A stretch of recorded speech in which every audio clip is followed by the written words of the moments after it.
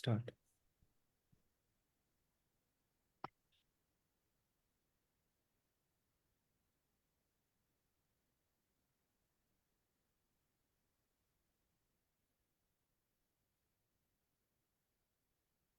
Hello, everyone. Greetings from Dbhsa International. We cordially welcome everyone in today's live session on safety leadership. In today's context, in the world of health, safety, and environment, as we primarily focus there, safety leadership is an essential topic and a topic on trend. And there are reasons as well why it is so, because it is said that it improves safety when there is leadership. And in today's session, we are going to focus on the topic of safety leadership. Before delving deep into today's matter, let me introduce myself and also today's speaker with all of you. Namaste. I'm the business analyst of Dbhsa International, Shweta Nandan. To introduce about my organization, the organization that we all represent, Dbhsa International, I'd like to say that Dbhsa International is a one-stop destination for health, safety, and environmental courses or qualifications or any higher qualifications in this regard. We have our accreditations from UK and USA voting bodies such as IOSH, AOSH, Exemplar Global, and OTHM UK. And we have already delivered or trained more than 16,000 HSE professionals from 95 plus countries and have our global presence in more than 48 countries. So with this note, it clearly indicates our international status and standards. And today, I'll say that I'm very fortunate, we all are very fortunate that we got the CEO and founder of Dbhsa International, Dr. Debjyoti Biswas, with all of us to hear from his experience as he is a leader himself, because he has the first-hand experience of running this organization, establishing this organization. It would be a very thrilling insight that he'll deliver. So I'm very excited to listen from you, sir. And also, I'm very glad to introduce everyone with our associate member from USA, Miss Araxy. She is a distinguished professional who has been contributing to this particular field of HSE, and her knowledge will be essential in contributing in today's talk show. So with this note, I'd like to request Ms. Araxy to kindly move forward with the presentation. Hello, everyone, and welcome to our live session of Safety Leadership. I am Araxy, DBHSE International Associate Member from the USA. I have been working in the field of HSE services for more than 25 years till HSE turned my passion. Currently, after joining DBHSE International, a leading international professional body dedicated to empowering safety professionals worldwide, I am enthusiastic to contribute to their great vision as it aligns with my ethics and commitment towards HSE awareness. Today, we have the honor of hearing from an esteemed leader and guide, Dr. Debjyoti Biswas, CEO and founder of DBHSE International. Thank you, sir, for dedicating your valuable time to shed light on such an essential topic. As a start, could you share your perspective as a leader on the definition of leadership? And why do you believe safety leadership in particular is vital in today's context? Finally, drawing from your hands of experience, What tips would you offer to individuals aspiring to be effective leaders? Your expertise is invaluable, and we are eager to learn from more and more from your wealth of knowledge. Thank you, sir, for your time and wisdom. We look forward to delivering deeper into the world of safety leadership under your guidance. Thank you, everybody. Thank you so much. Namaste, Namaskar, Hare Krishna, Assalamu Alaikum. Good morning, good afternoon, and good evening, and Happy New Year to each and every one of you, whoever is watching this captivating live session with Miss Araxy and Miss Sweta, including me.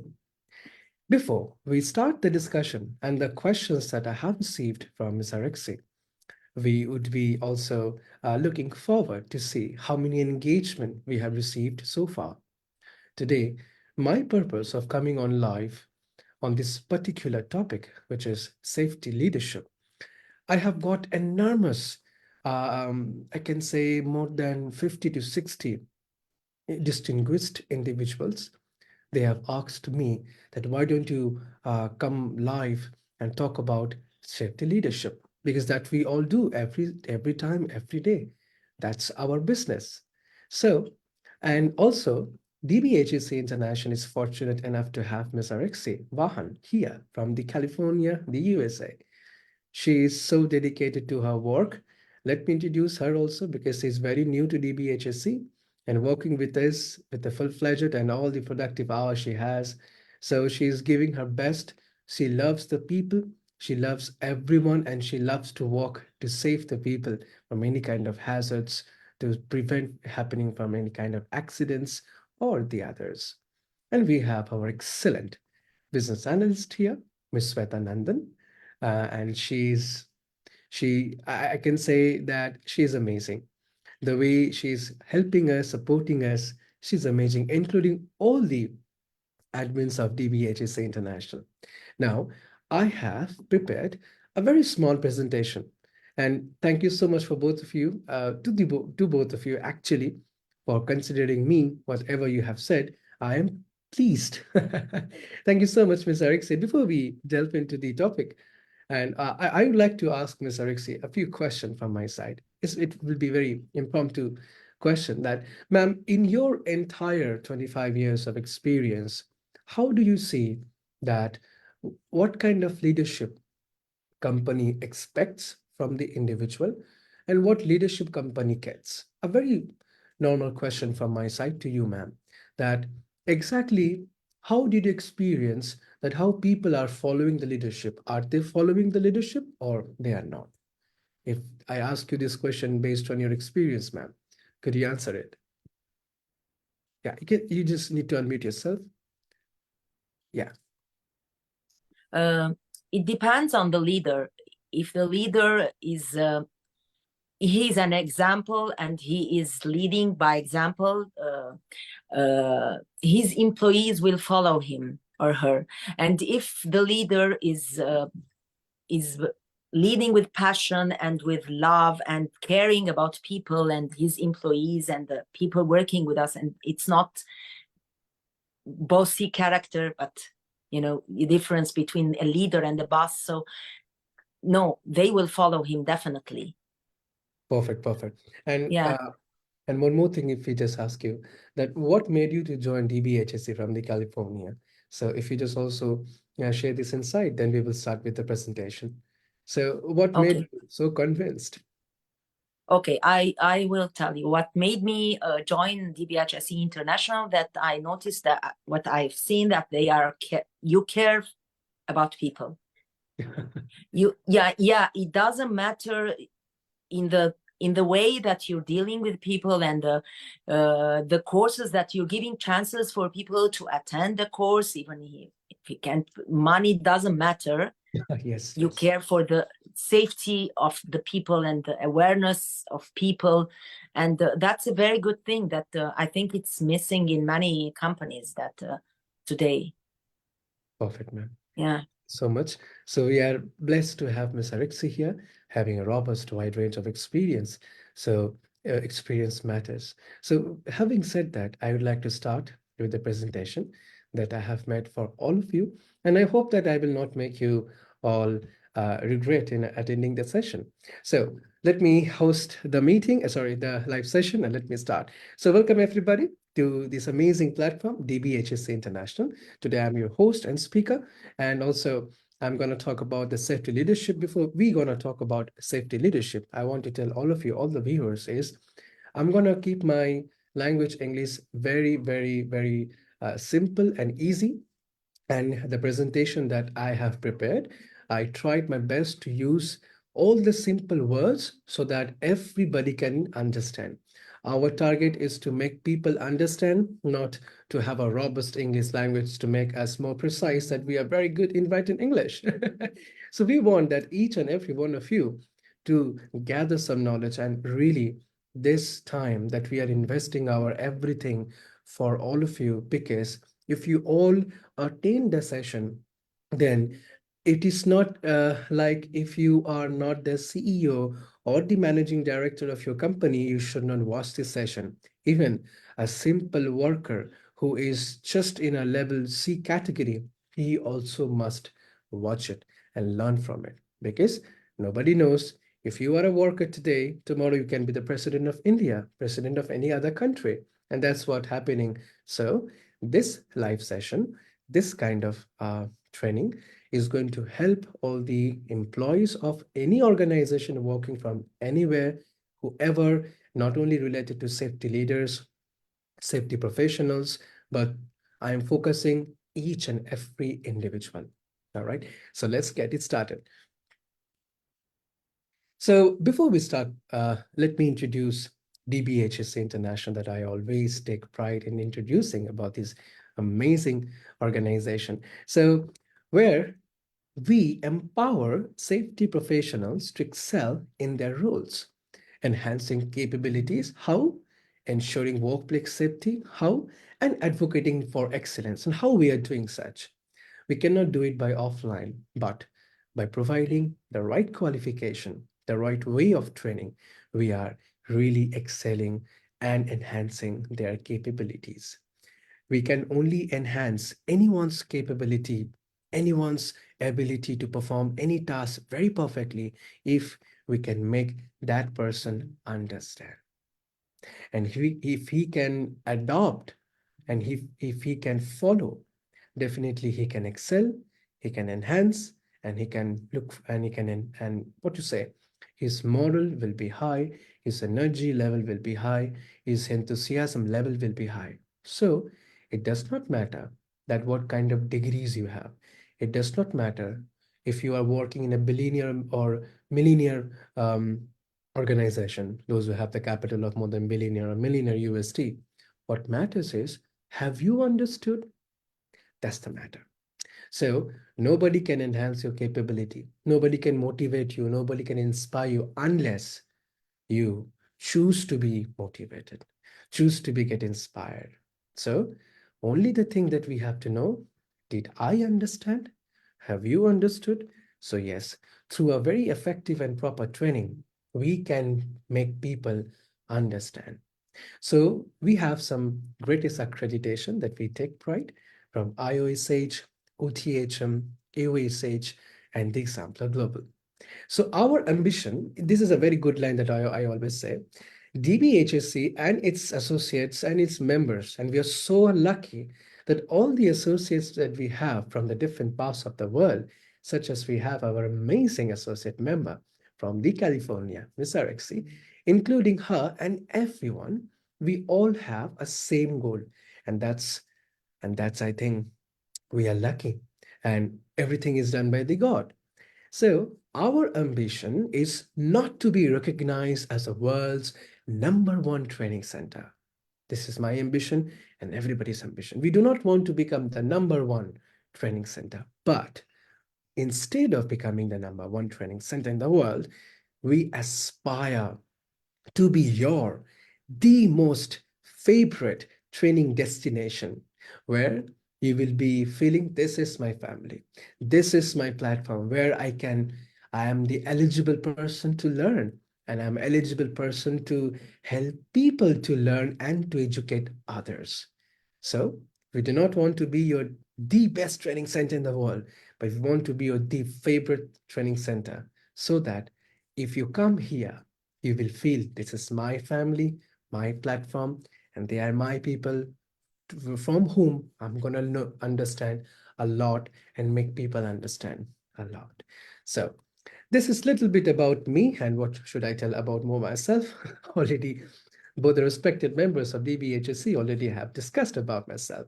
So in a nutshell, I'm the CEO and the founder of this great organization, and having some approvals as a tutor of MBA in Arabic College of the United Kingdom, all the qualifications of health and safety at OTHM, approved trainer of ISMS, and the approved trainer of AOSH for all the UK qualification that AOSH offers.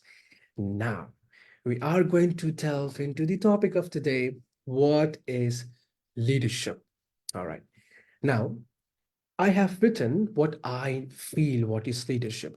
I have seen there are a lot of definitions related with the leadership, but a human mind and a brain always wants to accept something which is simple so that they do not need to work on their mind and the brain what this needs, how I can define to myself, and if I do not know the definition, how I can define to the others.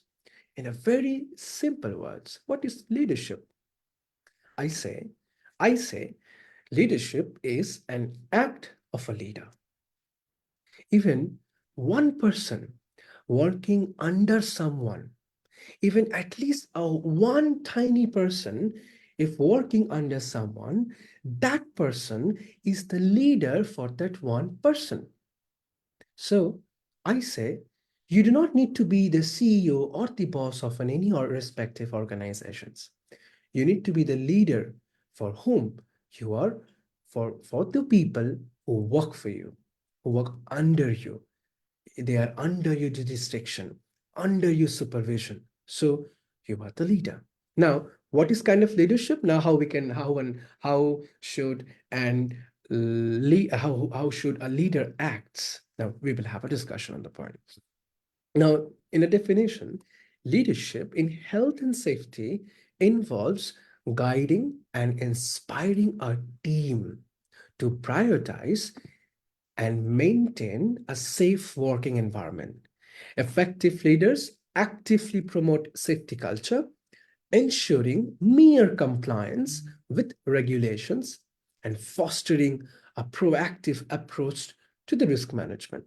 Now, if you read more about these lines, these these are similar or different from the others, but ultimately the definition would be the same. You can use different words to express, but the agenda of what is leadership is same.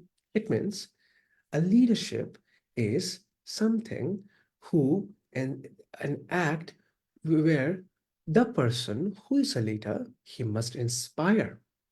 He must aspire to inspire people, guide people. They must enhance the capabilities of their people, and they should look for a continual development of their people and the organization. Now, what is safety leadership? Safety leadership is not just about rules and regulations set by the organization. No, leadership is not something that somebody will tell you, somebody will set rules and regulations and policy and objective, and you have to adhere. You need to comply, or you need to follow, or you need to achieve. It's not like something somebody should force you. Safety leadership is not just about rules and regulation, it's about inspiring a collective commitment to the well-being. When leaders prioritize the safety of their team, they don't just manage risk, they cultivate a culture where everyone actively contributes to a secure and thriving workplace. Now, what did we understand? Did we understand? Let us talk about this point. Safety leadership. Now, in a very simple words, in order to understand, this is, I am going to target everyone, whoever is listening to this amazing session. You need to be a safety leader. Now, if you are a worker, if you are not an HSC professional, do you need to be a leader? I would say you need to be the 100% leader of yourself. If you do not have the position to lead people, at least you have the position to lead yourself. Because at the end of the day, if something happens with you, nobody will help you. They can help you financially, morally, physically. But what about you? Who will help you? You should help yourself. Now, if you talk about safety leadership, uh, when there is a positive safety leadership around the workplace, what it does, and why we should look for creating a positive safety environment, a working environment, we can do by a positive safety leadership, where we are not only managing what are the risks, what are the control measures should be given, what are the hazards. Not only we are doing such, but also we are also uplifting the moral of every employee working in the organization. Do you know how? Because when the workers will notice and observe that their seniors are really taking care of them, really training them so that they must understand.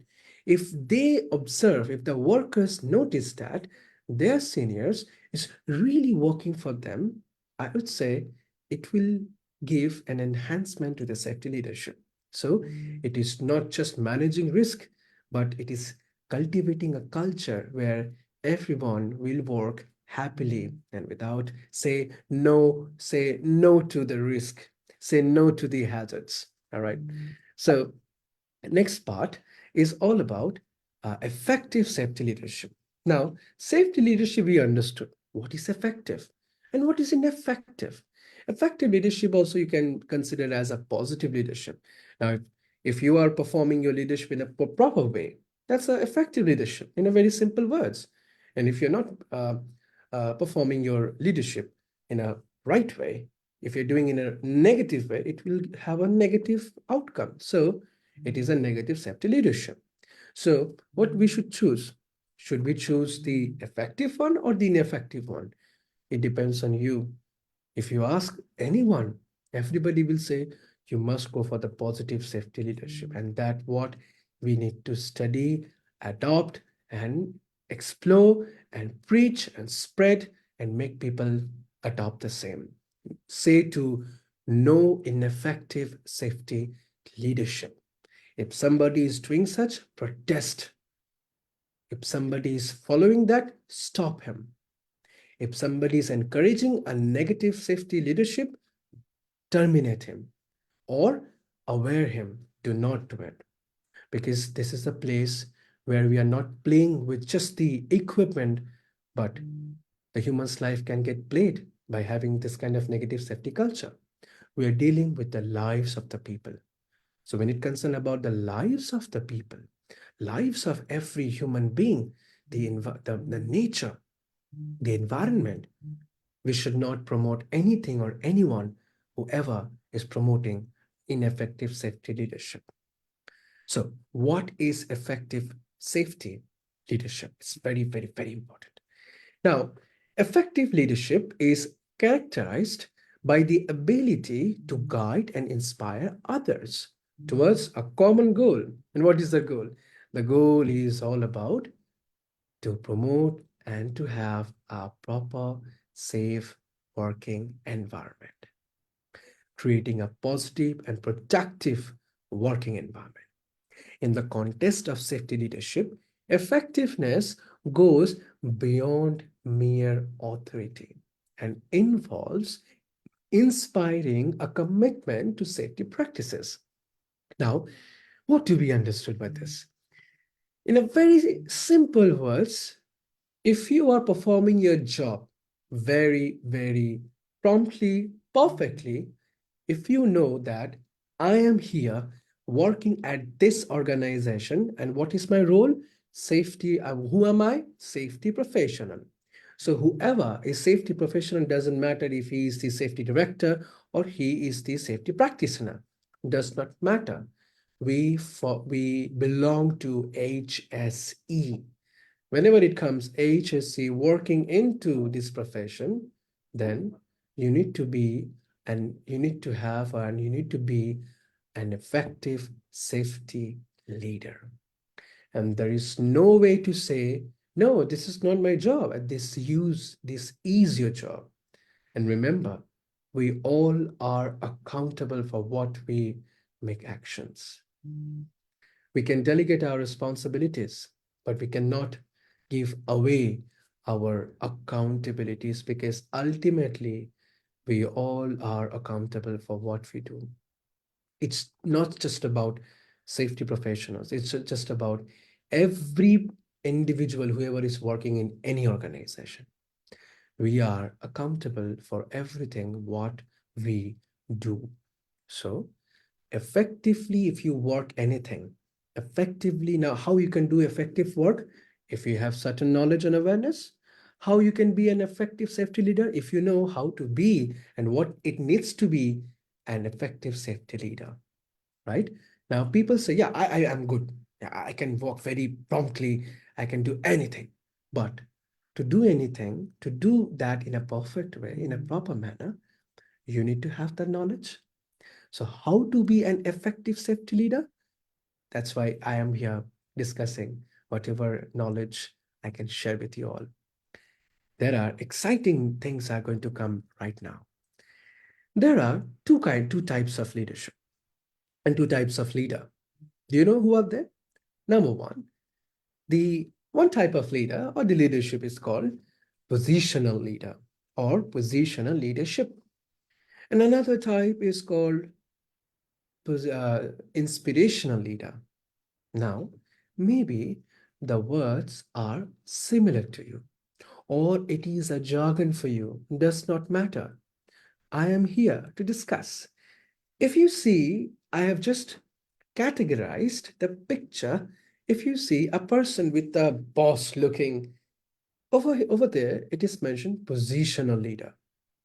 Now, another person on your left hand side, or it will be right hand side, the person who is wearing the safety jacket, over there it is written inspirational leader. We will have a discussion on this point. Positional leader. Now, the moment I will discuss, you will understand. It's a very, very simple part. You can feel, okay, I am the positional leader at my organization. A positional leader is someone who leads based on their job, title, or position in an organization. They have authority because of their role, and the people follow their direction because of their official position. Let's say in a company, the team supervisor, I have given a very simple example to make people understand. I have started with a very low level of positional leader.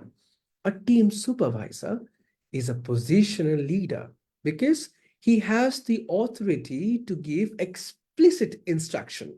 Explicit means very clearly instruction with a written note. The supervisor, if I read from the book, the supervisor has the authority to give instruction and make a decision because of their official role. Team members follow their direction because he is the supervisor. And we are bound to adhere. We are bound to listen to him. So whenever there is this kind of connection that I am bound to listen to him, there is no other way, leave or stay, then they are called as a positional leader. So it does not matter only the CEO. What I said, even one person is working under you, you are the positional leader for that person. All right. So positional leader means what? Those who has the authority, and that's their job. Now, I have just categorized, if you want to know more about the positional leader, by A, B, C. Now, now in the section of A, authority-centric approach. It means whoever is a positional leader, such as supervisor, manager, officer, practitioner, technician, anyone, if he is the leader, it means if one person is working under him or company asked him to supervise activities of any one individual, he is the positional leader of that one individual to whom he look after, sorry. Positional leaders rely heavily on their formal authority within the organization and hierarchy. Supervisors will report to officer will report to the manager will report to the HO. Like, this is called hierarchy of, or you can say organizational chart. So everybody has the authority to report and to take report. All right. Their leadership is often characterized by giving explicit. The what is the meaning of explicit? Means clearly and directly stated, leaving no room for confusion. So please take down the word explicit so that you can use whenever you are speaking with someone. You can use in this way that I have given an explicit instruction to you. Why don't you understand? Explicit means I have given that much of information to you where you should not have any confusion. That is called explicit. All right. So what we understood, that they have the authority to lead, command and control style. Positional leader typically employments to hire someone for a job.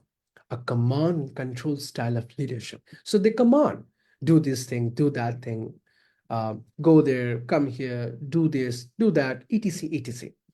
That's a command and control style. Structured organizations hierarchies. Now, positional leadership aligns with traditional. This is a kind of a generic whatever is happening or whatever happens, like generally, supervised. So there is a hierarchy. All right.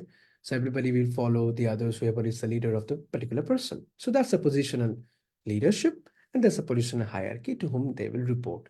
So that's a little bit about the position leader. So in a nutshell, what we have understood, a positional leader is an individual who has the authority, or it is his job and responsibility to lead the people or the group of workers or anyone to whom company will give him the responsibility to do so, and they have the authority to do so. So whoever working in an organization having the authority to lead, they are called positional leader. Okay.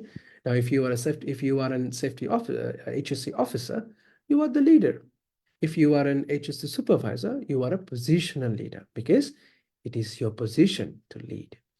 Next, we have the most exciting leadership that I love and I preach every time is inspirational leader.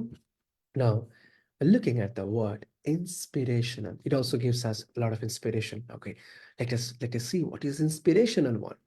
Now, in a nutshell, before I discuss more about this inspirational leadership, the moment I said a worker can also be a leader because he is a leader of himself.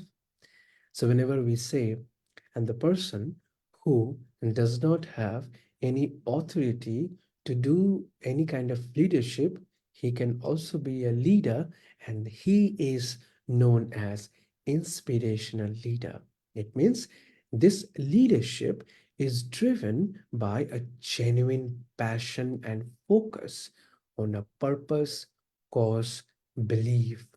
It means whoever has a genuine passion, like they don't um, consider their role and responsibility as a headache. They consider it is my like they are not considering anything. It is their genuine passion to do so. When a person loves his work or the job, when a person performs his job or role, or if he is adhering the regulations or whatever, if he is doing the best manner, it means he has a genuine passion to do so. What else you need working in an organization? Everybody has to be in an kind of a profession where we have to earn money, and everybody wants to earn money, and everybody has to earn money to survive. Now, there are a lot of tricks and tips for the success in a very short span of time. And that we have to understand. So does not matter if you are working in a very, uh, like what to say, whatever you desire for, you're not working in that level. You're working in a little below level of position. There is nothing to worry. You can be still the inspirational leader for millions of people, for thousands of people, and for your people as well. Remember, if you can show that you are worthy to stay, and if you can prove the organization where you are working that the organization is worthy to have you, if you make the organization where you are working that your work, you are doing it because of your genuine passion, don't worry, the organization is not only going to help you but look after your every small requirement and expectation. And that's how we all need to do, because if everybody wants to have a great life, if you want to lead a life like a great people, start doing this, not from tomorrow, not from after 1 hour, but from now. There is no time left for you. So if you think your job life is too hectic, or if your work is not so good and you do not like it, you cannot do anything because you do not have the choice. So a genius will do exactly what he has to do. Be a genius. Okay? All right. So, inspirational leader, rather than relying solely on positional authority, the inspirational leaders communicate with enthusiasm. They don't worry what salary they are getting, because at the end of the day, the main focus that we keep is how much I am getting from the company. Correct. Now, if now this happens, and this is the entire what to say. I have observed one thing, that this is the entire philosophy, or I can say a kind of a belief that if I'm getting this much of salary, why will I work? If I'm getting this much of salary, why will I work this much? No, it's not needed. I'm getting this much, I will not work this much. But inspirational leader, whoever is the inspiration leader, and not is whoever, everybody has to be the inspiration leader. If you inspiration leader, they work this much and they get this much. But afterwards, when the ultimate CEO from the above, who is looking after all the activities, whatever we are doing, whatever you have done this much, he will give you this much, and then you need to do this much. This is the ultimatum goal of life. Doing this much and getting this much. You want to do this much and get this much, right?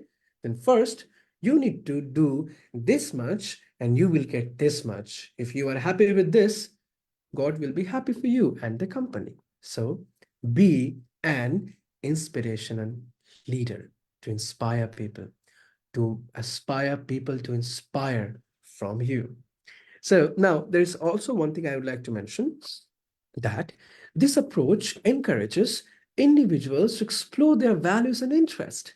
Inspirational leaders, often associated with transformational leadership, motivate people whenever they see people they're working demotivatedly, they see people working with low moral, they always motivate people. They always give some lectures by doing some fun, giving some recreation facilities, by entertaining them, by giving them some fun talks. We can motivate the workers. Remember, you are only getting a job because of the workers. And if there is no workers, the company will not run. Because the boss or the CEO of the company is not going to come to the ground and he will work. No, he's going to sit on a chair and he will command, do this and do that. And the workers will do. So as an HSC professional, or if you are the leader, positional leader can also be the inspiration leader on the other hand. Doesn't matter, right? Inspiration leader can be anyone. It's not like he has the authority. He has the authority by himself to help people, to motivate people. You do not need any authority. God has given you the authority to do so, right? So now, for example, imagine a project manager in a construction company who, through their dedication and passion for safety, inspire the whole entire team by delivering or engaging them with them, by having consultation with the worker representatives, by organizing many meetings, by giving them a lot of gifts, by motivating them with certificates, safety awards show, and there are a lot of things we can do. That is an inspirational leader. Now, in a nutshell, an inspirational leader is a passionate visionary. If he maintains effective communication, so he is an effective communicators, and they are very look forward to have an transformational influence to the people. So, if you are working in an organization, you can be anyone. Be very passionate. Be keep an open communication with the people. Then only you can become an effective communicator. And try to have this kind of transformational influence. Now, if you can prove yourself, see, people will listen to you when you have a lot of wealth, a lot of power, and a lot of wealth. No, it's not only wealth of money, wealth of knowledge. If you speak correct, if you make people understand, if your words hit the heart and goes inside to the brain and says he's saying right, then everybody will follow you. So you need to know when to transform and why. So inspirational leader always emphasize the why and cultivate a shared sense of purpose and personal investment among team members. So whenever there is any policy or any new anything new, so people ask why should I do this, why should I do that? So inspirational leader always give a well-defined reason that of this why. All right. Now, next, I could have asked you that whoever is watching and attending the session, whether you are actively participating or not, but I hope after ending up the meeting, I've definitely checked how many people have really commented and reacted and shared the video so that others can also view it. Now, companies, the head of the company love financial benefit. Even I also. Now, the boss and the CEO or the financial director, they love to listen about this. What would be the financial benefit if we have a very effective safety leadership? The first question will come, will I have any profit? Benefits, any kind of thing? Absolutely, yes. Now, I also I have noticed, and also I got a lot of messages and inquiries about the same, that after giving a lot of presentation, training, consultation, still my company does not understand that why they have to increase the safety budget. My answer is because you are a failure. Now he got triggered. Why did you say that, sir? Because you are an HSC professional, not your CEO. You have done the HSC courses, not your CEO. You have done the courses where it is clearly mentioned benefits and reason to promote health and safety. So, having this kind of knowledge, if you are unable to make your boss understand that why we have to increase the safety budget by giving three concrete reasons to increase the safety budget, then you are the failure one. You fail to make your boss understand, and this is absolutely correct. If you think that I'm saying something incorrect, it's your problem, but it is indeed it is true. The CEO did not complete this kind of courses where it is clearly mentioned if we increase the safety budget, there will be a high increase of financial benefit for the company. And if you do not know how to prove it by giving a concrete evidence, then you will fail to make him understand. And just because of you, the entire workers will not receive that facility. So your knowledge depends on you and your discussion with the boss to make him convince. You have the responsibility of any individual, whoever is working under you. So if you are unable to make your boss understand, the people who are working under you, they will be affected. So for you and for your ineffective delivery of the knowledge of yours, and if your company did not understand that why I should increase the budget, then all will suffer. So you are in the line where your people will live happily if you can uh, convince the management team. Let us talk about it. Financial benefit of effective safety leadership. Effective safety leadership has notable. Now, what is the meaning of notable? Notable means something or someone that is worthy of attention. Now, this discussion is a notable discussion because it's a worthy discussion because it has money. Effective safety leadership has a notable financial benefits for the company's bottom line performance. Bottom line means the, the people who are working, such as the workers, laborers. So it has a positive impact on the employees' safety behavior and attitude, leading to a reduction in injury rates, insurance premiums, and so many. Additionally, it also gives a lot of opportunity to get a lot of contracts. It will help to increase the public image. It will help to get more deals from different organizations. Why? Because your company knows how to maintain and sustain and continual development of health and safety and environmental management system. Now, how you will make your boss or management team understand? Let us have a discussion. We have three reasons to promote health and safety. We all are aware of it, such as moral, legal, and financial. It means legally, it has been stated that company has to promote health and safety. There is no other way. If your boss saying no to you, he is making a blunder mistake because if he is not doing such, he is breaching the law. And there are certain bitter consequences of non-compliance. So we all are aware of it, right? So we have to make the boss or the respected owner of the company understand that it is a legal reason to do so. And also, it helps to increase the staff moral. Moral, M-O-R-A-L-E, means 3E. What is that? Efficiency, enthusiasm, and energy. So when we say moral of the person is low, it means his energy, enthusiasm, and efficiency to perform a task is very low and poor.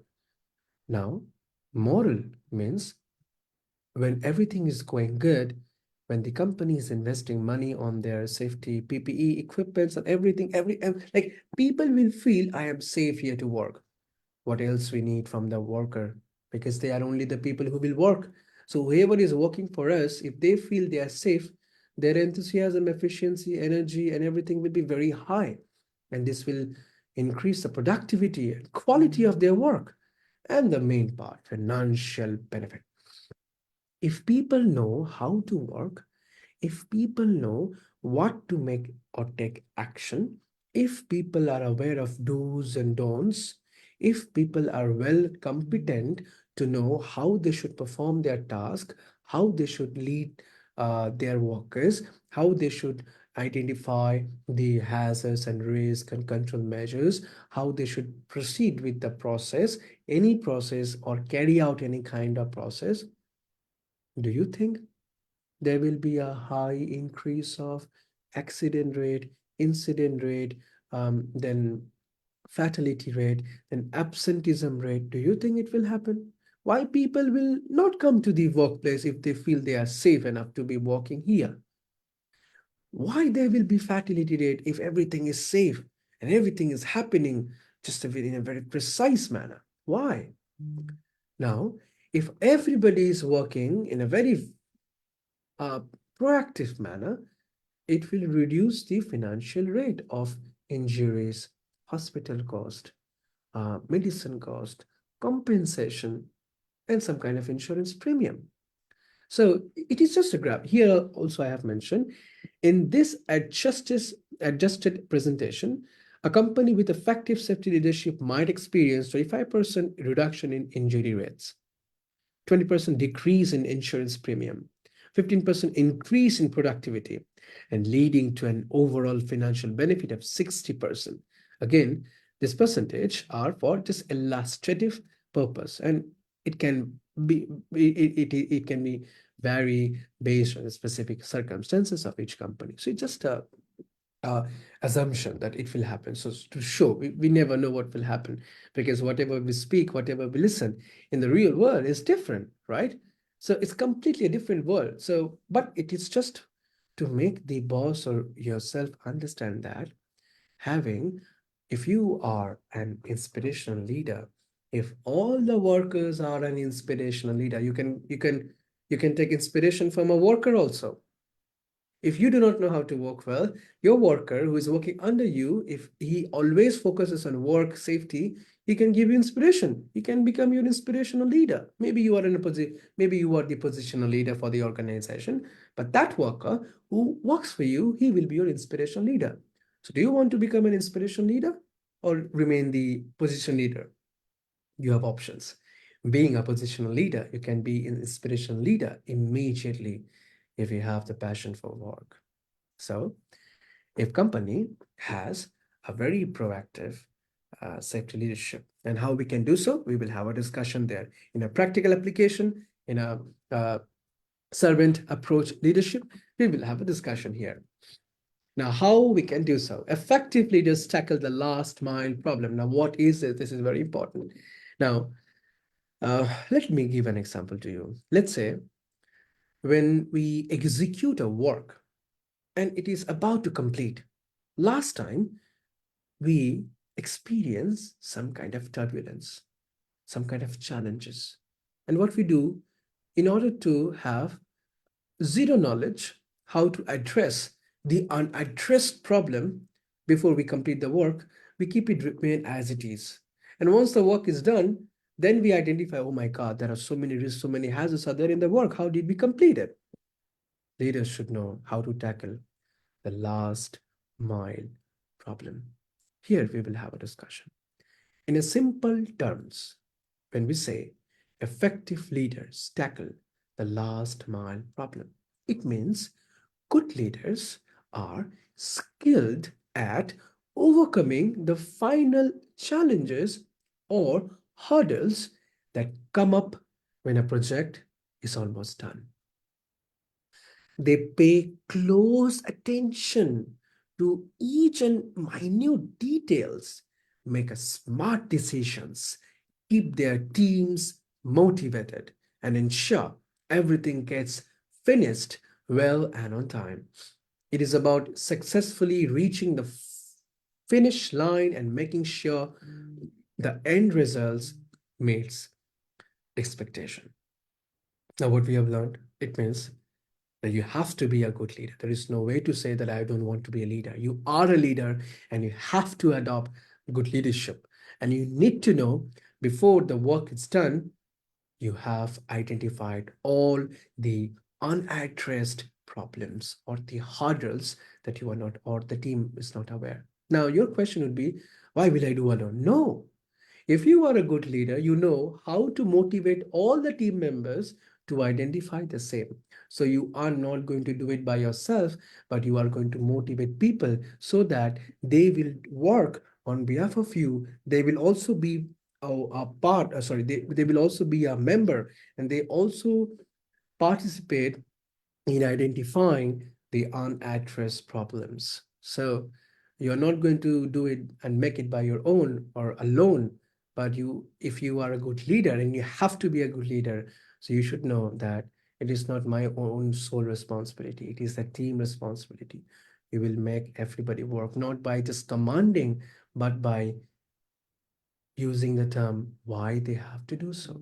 So when they know this is the reason that we have to do so, nobody will say you no, because you are also in the positional you are the position where you are the positional leader. So you have to be the good leader, and you have to be very, very smart enough to make the decision. So before you complete any task, or it is like risk assessment, risk management. Risk management is a very hectic work because it requires all the team members to be very good leader and very much competent. Only a person can be competent when he has passion for work, genuine passion for work. So, last mile problem and its impact. Now, the last mile problems contributes to the hazards and risk which are unaddressed due to various factors such as lack of knowledge to identify the unaddressed problems. Definitely yes. If you do not know how to identify the problems before you make the work done, it will become the problem only. And post completion of the work, it will remain the same. So the residual risk will remain. Mentioned issues: unsystematic hazard addressing, failure to translate intention into action. How you will have intention when you do not know what are the problems? You cannot make your intention to action unless you know what are the problems. So the last mile problem and its impact is massive. So make sure before you hand over any work, or if before you announce that the work is done, if you are a leader and a good leader, and if your company must follow this good leadership, they must know how to tackle the last mile problem, and you have to do it. Importance of addressing. Now, why we need to give more importance to the this effective tackling of the last mile problem? Why we need to give importance? Because the text emphasizes the importance of addressing unaddressed hazards and risks, particularly in the context of safety leadership. So it is there in the context of safety leadership. Supporting points is unaddressed hazards undermine safety leadership, and business should make decisions to enhance safety. So it's very simple. If we are not giving importance to the last mile problem, same case will happen: accidents, incidents, loss of uh, public image, reduction rate of uh, good health, increase of injury rate, increase of accidents, fatality. This all will come. What do you want? Do you want it or you don't? If you don't want it, you will focus here, adopt it, and try to apply the same and demonstrate and determine and work very much deliberately for what you work. Characteristics of an effective safety leader. A good safety leader questions. It is important. A good safety leader questions the way things are done now, looks into ongoing problems, and works to make the workplace safer. You are you a good leader? You have to be a good leader. And how you can be a good leader? You need to check, not by, hello, is it good? Everything's fine? No. You have to come to that place before you make sure, and before you assure your company everything is fine. You have the accountability, and you want to be a good leader, right? You need to do this. You need to come to that place before you sign that, yeah, the place is hazard free, risk free. You need to question what is going on now, and you need to see, and not only you need to question, you need to come to the place, inspect physically by going there, check everything by going there, not by sitting and calling everything is okay, everything is done. It's not a sign of a good leader. And if somebody is doing so, please report to your complaint desk. If any manager, anyone is doing so, if you have the right, you do have the right, because he's making a terrible mistake. It's not about he's having the position leave. Doesn't matter. If for him, if you die, then his position is no more position for you. So if you see someone doing this kind of mischievous activity which can make this entire safe working environment a hazardous working environment, then you should immediately report to the seniors, because it is important. There is no mercy for those if somebody is playing with the life of the people. Because if the person who has the authority and the work responsibility to sign before the work starts, he must go there, inspect everything, then he sign. And if he's not doing so, if he's doing something under the day's work, everyone should report, because everyone will die or will meet with an accident if anything happens.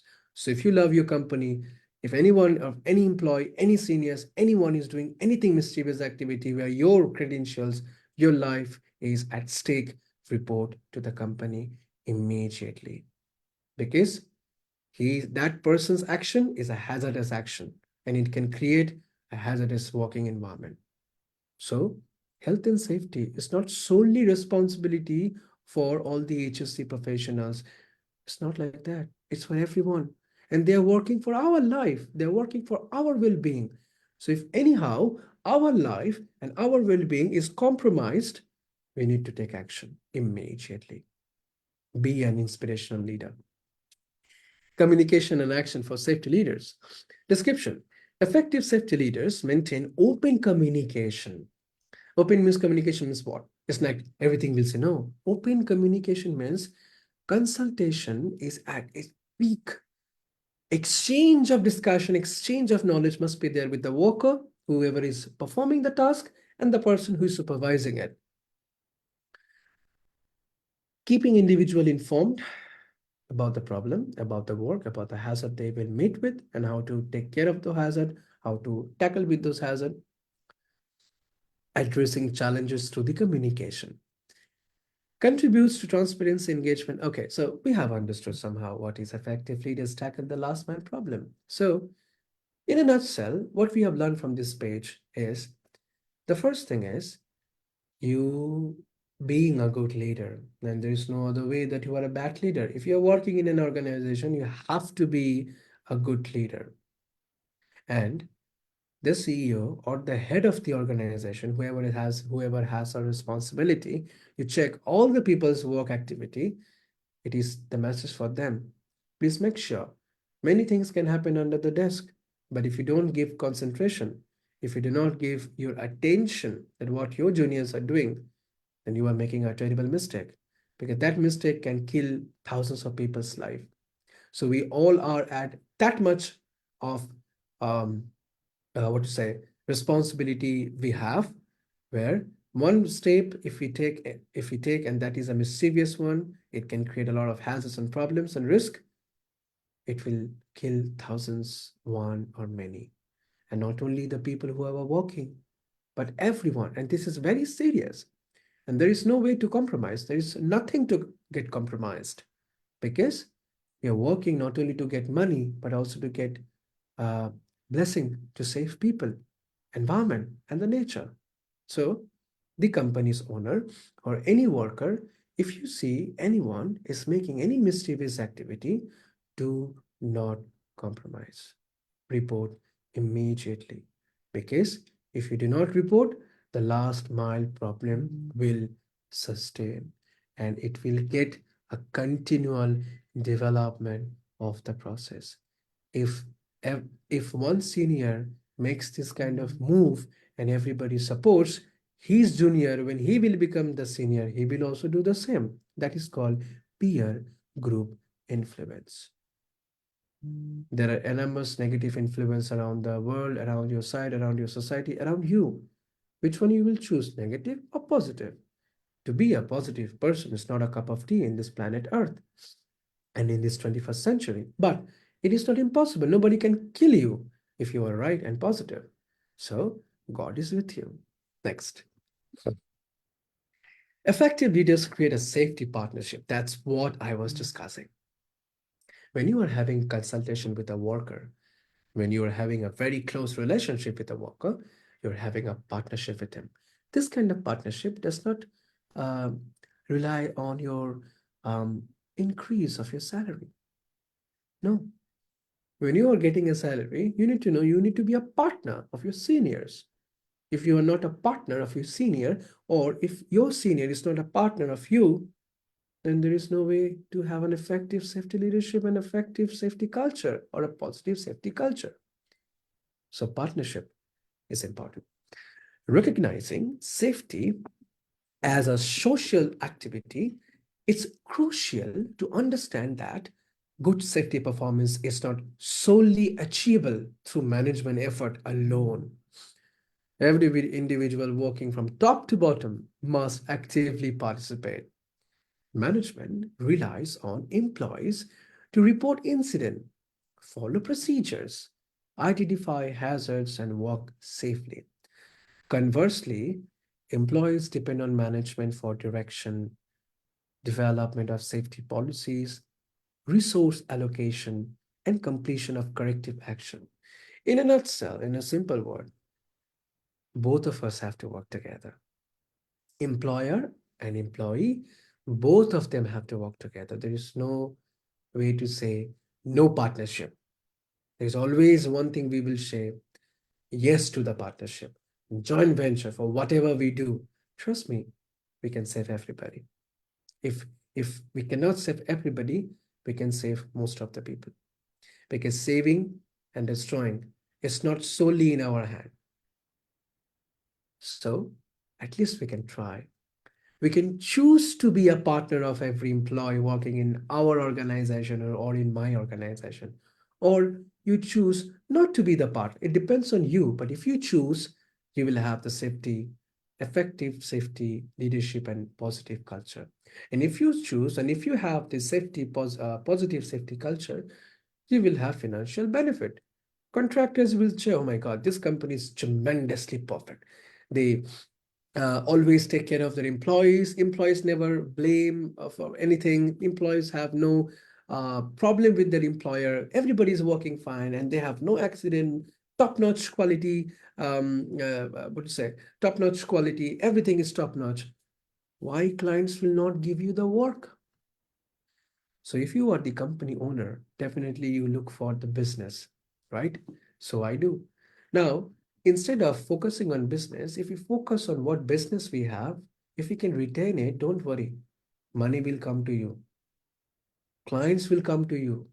If you are a good training provider, you do not need to focus on how many students we are getting, but you need to focus if we have got one student, how much of quality top-notch training I can deliver to the student to retain him. From him, thousands will come.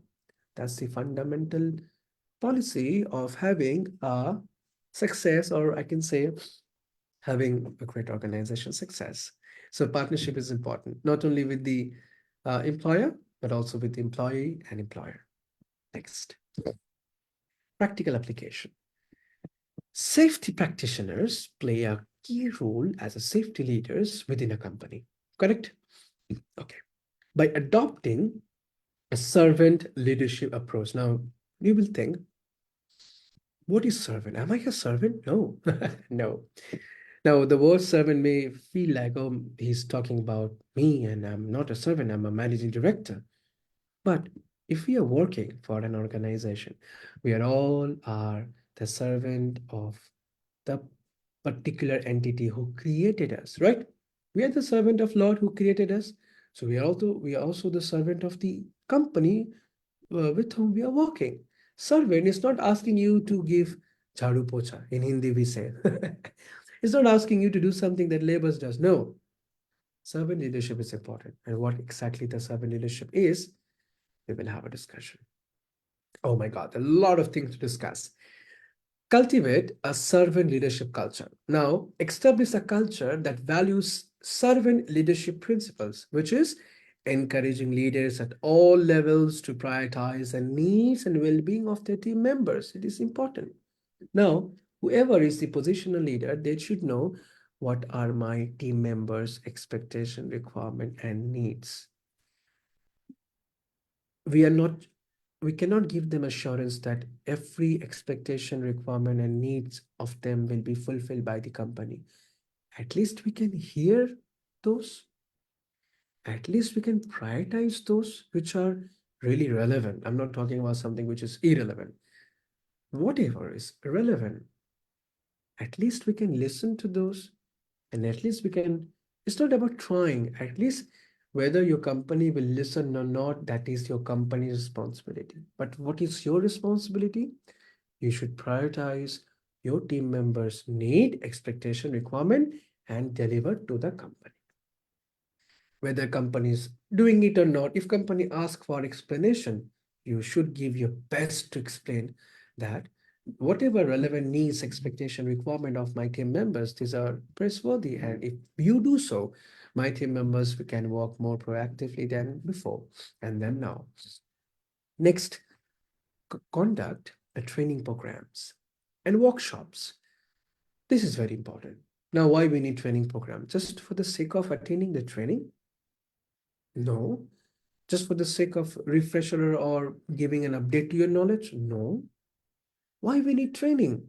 Because we need training on a particular subject or a principle where we lack, or we do not know, or we forget, or we are not getting the motivation to do so. We require training on that part. So having training, and training is not like just giving a training. No, whoever is the trainer, it is his job to train, not like reading the books or anything, or reading the lines and translating to the mother language, or to that language that people understand. No, training means you are saying from your heart and you want people to do it. That's called a training. That is an effective leadership. That is an effective training. It's not like you know English. Oh, you got a very good looking guy. You came here from England or anywhere. No, say no to those training. Object. Tell your company, this kind of training, we're not getting motivated. If you're not getting the motivation, it's the trainer's fault. And report about him. If you are not, if you do not would like to report, at least tell the trainer that, sir, or anyone, we did not understand. We want to understand. Be like that employer. It is your right to do so. Never forget, whoever is speaking, he can be anyone, but if his work to tell you so, your work to tell him that or her, we have not understood, explain me again. Because you are getting a job to listen, he is getting a job to train. So if the training is ineffective, the investment of a company is zero, because the public or the trainees did not understand. So if you love your company, say, I have not understood. I'm not against, but I'm definitely against this kind of delivering ineffective training. When a person is hired to deliver a training, the company should make the trainer understand you are not just a trainer of any university to talk or read a book. You are a trainer here to make them understand so that they can save their own life, they can save the other's life, they can save the company's asset, they can save the nature, and they can save us from getting a lot of interrogation and prosecution from the enforcement authority and having a great loss of finance or money. Okay, so this is important. Servant leadership culture. Emphasize safety benefits, communicate the advantage of a safety-first approach beyond mere compliance. What is a mere compliance? Have you ever heard about it? If not, write down. Mere compliance means doing more than just what required by rules. If your company has asked you, deliver a training, you have done more than what your company asked you to do. You train, you make them happen, you ask a lot of activities. That's called a mere training compliance. So mere compliance means doing more than just what's required by rules, making safety the top priority in everything you do, everything we do. So next strategy is develop communication materials. It's very important. There are three modes of communication: written, verbal, and graphical. But you should know there are a lot of benefits and there are a lot of demerits of every communication mode. So we need to be having an effective communication where all the three modes are there. If you do not understand, you have the another mode to understand through the communication. Align safety goals with organizational objectives. Ensure that the safety goals align with the broader objectives of the organization, demonstrating how safety contributes to the company's success and financial outcome. Integrate safety metrics and performance indicators, which is we say key performance indicators, KPI, of the organization, reinforcing the interconnected of safety and business success. Foster open communication channel. Establish and maintain open channel for communication between safety practitioner and employees at all levels, encouraging feedback, sharing safety-related information, and addressing concern promptly. This is important. Consultation. What is the difference between information and consultation? Informing a person means You are just giving the news or the knowledge that you want or that you have. And whenever it's a consultation, there will be two-way exchange of knowledge. You will say something to the person will say something to you. So it's a two-way exchange of knowledge, and that's what we need in an organization, so that we can have, there will be no room for confusion.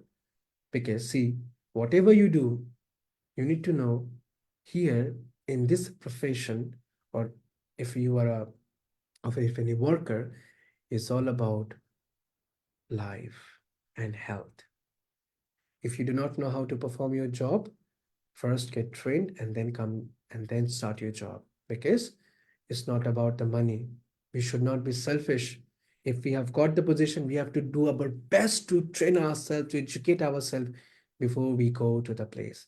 And if you have got a position, if you have got the line to get inside to the position, then you need to give most of the time in gathering knowledge that how you can educate people and how you can make the work more and more safe. So here, if you see, I have mentioned that having the servant leadership culture, you need to prioritize others' need first. Active listening and empathy, not sympathy. Okay. Oh my God, you have you met with an accident. My Lord, so sorry to hear. No, it's not the place to do so. You need to give empathy. Okay. You need to tell him, okay, you have got so. I'm so sorry for this, but next time you should not repeat this. If you repeat this, same thing will happen, or more in a severe manner. Focus on growth. Next. Invest in ongoing safety training. That's a very important, we have discussed. Establish safety leadership competency metrics. Measure and recognize safety performance, and that's a very important part. How you will know your workers or your people, whoever is working under you or the company of yours, they all are focusing on their job and adhering all the rules and regulations and complying and following the rules. How you will know that? Only when you can measure the performance. So measuring performance is important. What we know by the term evolution, we say, I need to evaluate. What? What does it mean? It has a process to evaluate a performance. First, we monitor. Second, we measure. And third, we review. And whole, we do evolution. So, and how to do that? I think the courses which are offering by DBHS International, every day, every course teaches us how we can measure, review, and recognize safety performance. So you are welcome to our course to learn more about it. Integrate safety into performance reviews. So you need to lead by example, building a collaborative culture, cultivating open communication so that everybody will feel free to have a consultation with you. Please take care of one thing. This is a workplace where we need to be happy despite the fact the weather condition, the environment, the background, the society, the equipment. At least if company is not succeed in providing well furnished or top quality or top notch equipment, training and all, at least as a human being, we can choose to make ourselves top notch in having open communication, collaborative action, safety leadership, having a great leadership idea, and being a great inspiration leader. We can do so, right? It does not matter what is your company providing to you. What about your knowledge? So, whatever knowledge you have, if you can apply the same and forget what company is giving to you, you will make the workers feel like you are worthy for them. So, lead by example. Build a safety, build a positive culture, and have and establish open communication. Next. Practical examples, application. So integrating safety into a company, a wide leadership competency matrix. So what is a competency matrix? A company-wide leadership competency matrix is a structured framework that outlines the essential skills, behaviors, and attributes and expected from leaders at various levels across the organization. It serves as a reference tool to access and develop leadership capabilities consistently throughout the company. Matrix means, if we talk about competency matrix, what is competency? A person having knowledge, skill, experience, and ability to perform a work or not. So, how we can understand that everybody is working very properly and proactively by also having this kind of performance checkup and having this kind of formal or a written document about the metrics that about each and every individual's performance and competency. Definitely it will help us to understand and to review what to do next and with whom and with what we plan and how we can exchange the role and responsibilities and so on and so forth. So OSH practitioners play a vital role in helping organizational leadership adopt an aggressive formal risk reduction philosophy. This philosophy, when actively implemented, establishes a safe production as a top priority. So we all are, our business is to do what? To train the safety. So if we know how to be a very good leader or how to perform our well-defined leadership, you are simultaneously helping your company.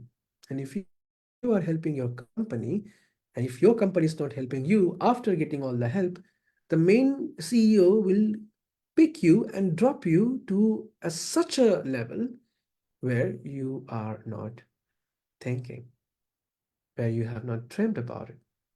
This happens and this will happen with you. Trust me. Do not worry or do not think where, how much you are getting. Be very genius in what you are doing now. Don't worry what will happen in the future because the planner of yours is not in your hand. He is there. He's looking after every activities that you are doing and performing. So keep your moral every time high. Does not matter whatever is going on around you. So if you want to be a safety leader, then you have to be a safety leader.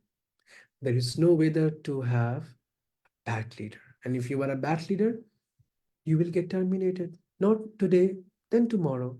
But why you will get terminated? Why?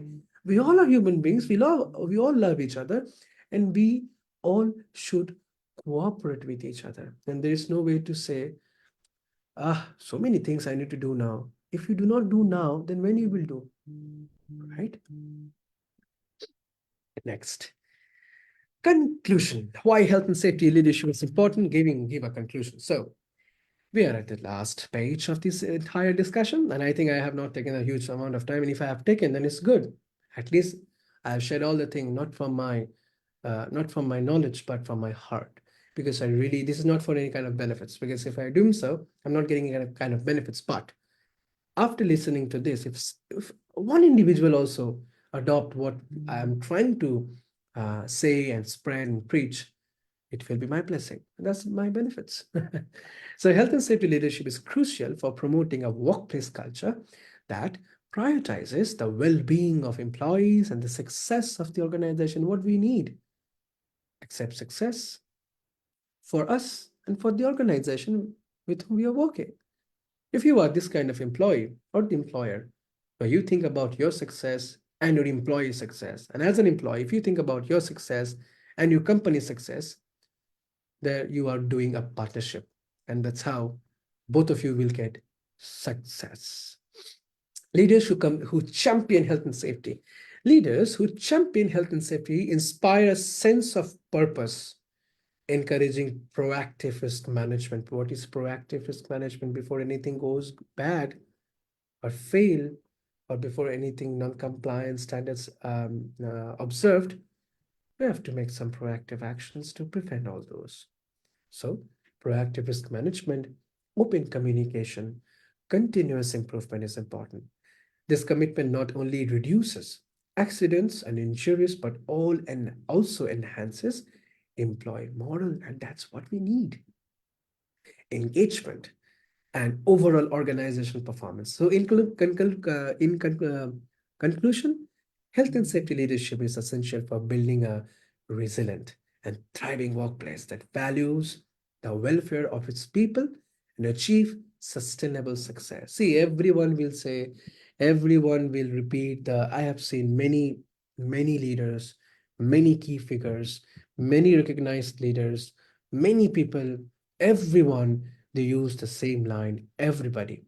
But I'm also the one, I'm also utilizing the same, but I do not know what intention they say, but my intention is really, really very clear is do not worry whatever you are doing.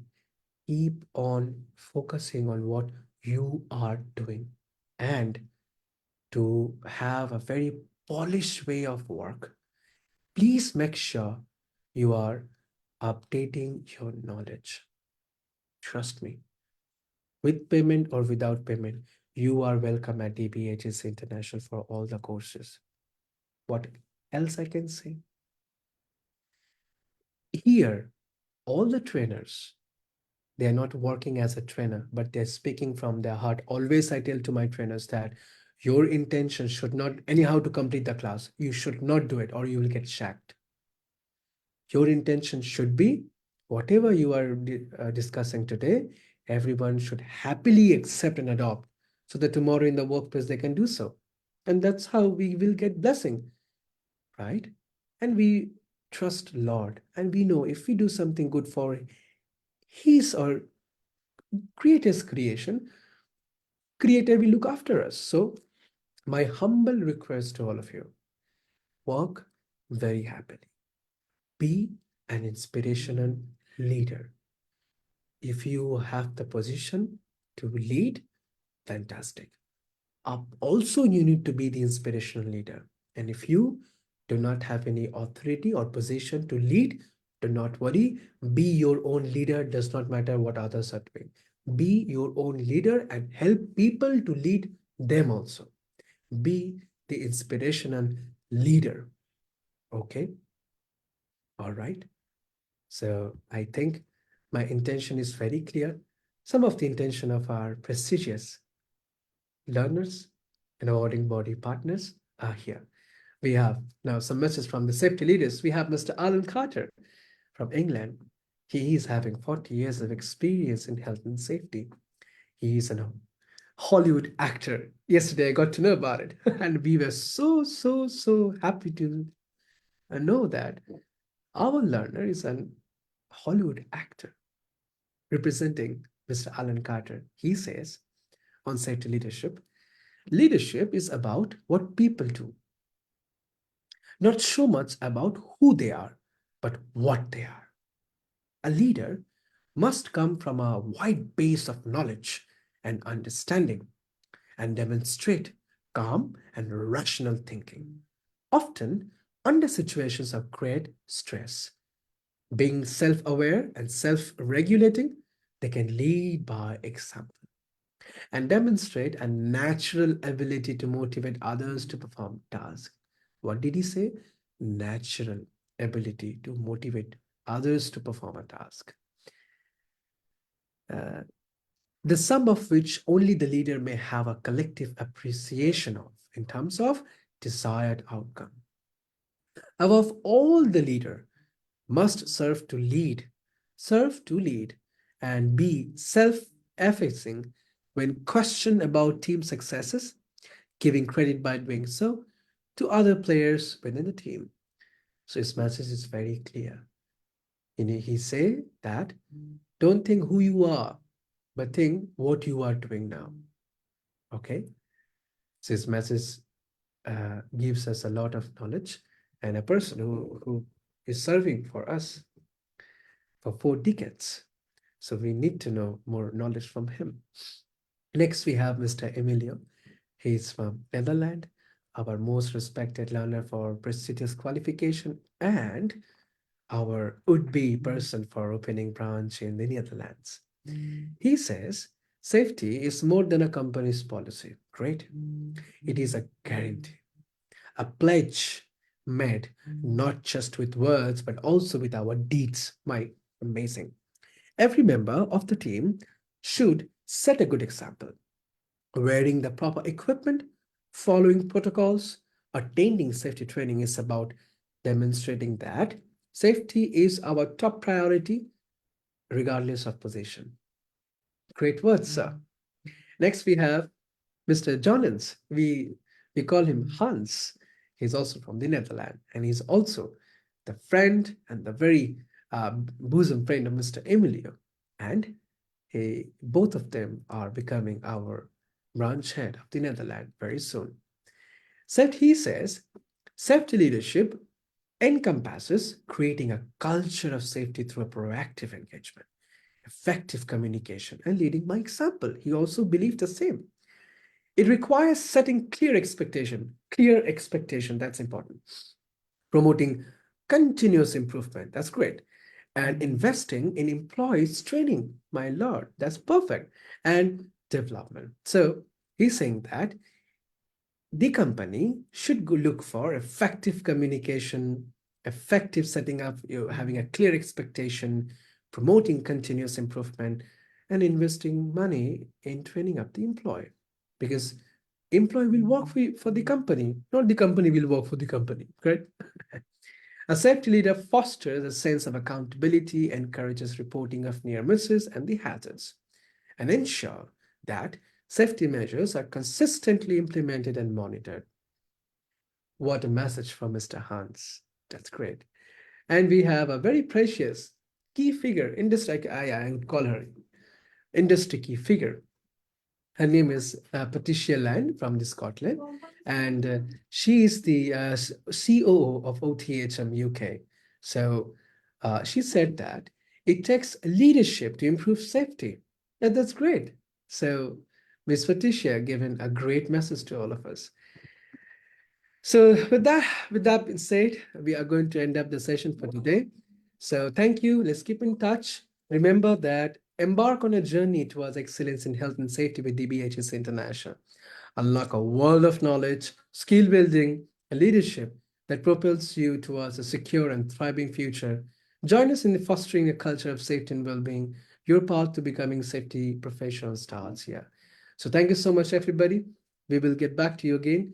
Please let us know if you have any questions, if you have anything to ask us.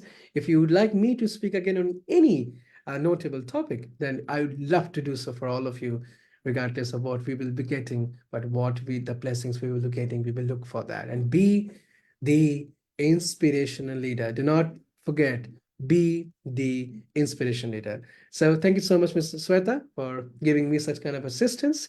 We will be right back again with a different topic, with different knowledge. And I hope, and I really want your genuine feedback that what you have learned. Will you be the inspirational leader, or you want to remain the positional leader? Thank you so much, everybody. Good night. Take care. Hare Krishna. Bye-bye.